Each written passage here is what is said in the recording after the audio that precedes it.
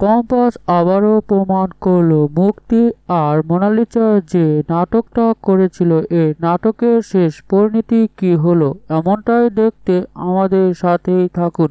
Mona Lisa গানের অনুষ্ঠানে যে নাটকটা করেছিল তার পুরোপুরি ঘটনা ছিল পুরোটাই ভুল। মোনা যখন নৃত্য অনুষ্ঠানে অ্যাক্সিডেন্টের ভান করে তখন অখিলেশ, মুক্তি ও মোনা মিলে কম্পাসের নামে দোষ দেয় এবং কি বিহানের কাছে কম্পাসের সকল কুকর্মর কথা বলে এবং কি বলে যে এই মোনার অ্যাক্সিডেন্টের জন্য কম্পাসই দায়ী। এই বলে মুক্তি তখন মোনাকে নিয়ে হসপিটালে যায় এবং কি হসপিটালে ভর্তি করে ডক্টরের সঙ্গে পরামর্শ করে বলে যে মোনালিসা অনেক চোখে আঘাত পেয়েছে এবং কি মোনালিসাকে এখনই ইমিডিয়েটলি ভর্তি করতে হবে। কোনোদিন চোখে দেখতে পারবে কিনা এ নিয়ে অনেকটাই বিভ্রান্তর মাঝে পড়ে যায় ডক্টর। ডক্টরের কথা শুনে বিহান অনেক চিন্তায় পড়ে যায়। এদিকে মোনা তখন বিহানকে বলে বিহান।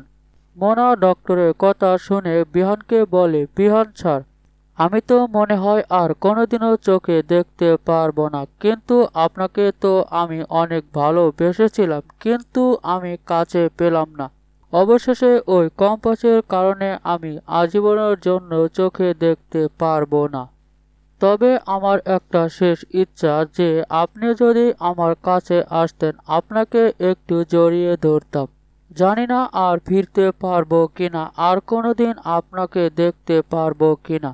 যদি আপনি আমার শেষ ইচ্ছেটা পূরণ করতেন তাহলে আমার মনে হয় আমি মরেও শান্তি পেতাম। মোনার একথা শুনে বিহান তখন বলে যে তুমি চিন্তা করিও না, আমি তোমার পাশে আছি, তোমার কিছুই হবে না, আমি তোমাকে পুরোপুরি সুস্থ করে তুলব।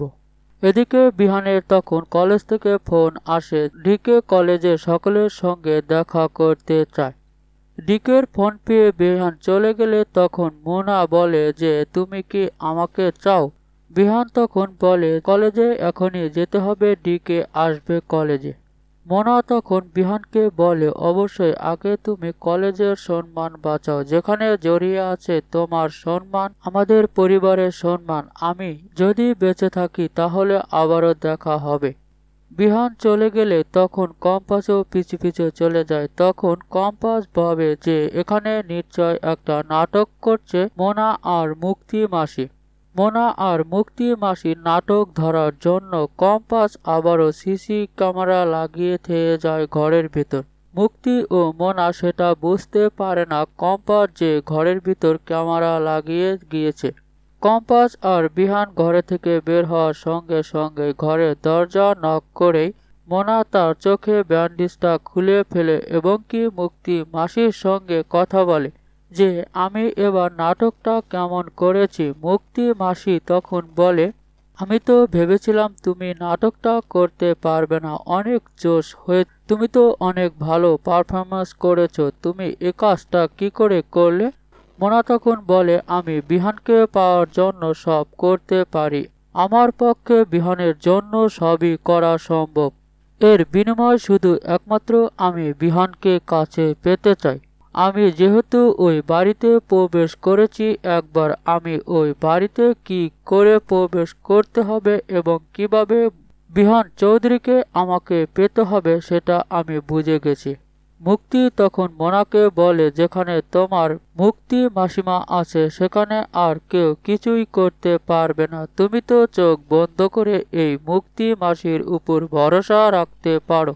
মোনা তখন বলে হ্যাঁ, আমার মুক্তি মাসিমা পাশে যেহেতু আছে তাহলে তো আমার কোনো সমস্যাই নেই। তুমি পাবে বিহানকে আর আমি পাবো অখিলেশকে। আমি যে কারণে ওই বাড়িতে প্রবেশ করেছি তা আমি এবার ঋতুজাকে হাড়ে হাড়ে টের পাইয়ে দেব এবং কি কম্পাসকেও আর কিছুতেই ছাড় দেব না।